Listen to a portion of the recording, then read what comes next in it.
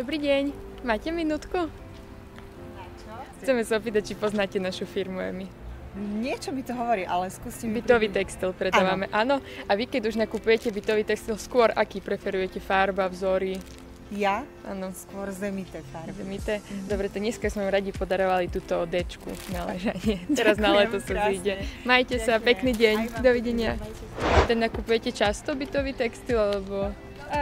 Chcela by som častejšie, ako nakupujem. Aha, rozumiem. No tak nám dneska prispiejeme do vašej skrine touto plachtou. Ďakujem krásne. Nemáte za čo, dúfame, že urobila radosť a majte pekný deň. Dovidenia. Ako často nakupujete bytový textil? Málo. Málo? Mám radi podarovať taký vankúšik, ste si nás našli čas. Ďakujem, akurát potrebujem. Áno, no vidíte, super.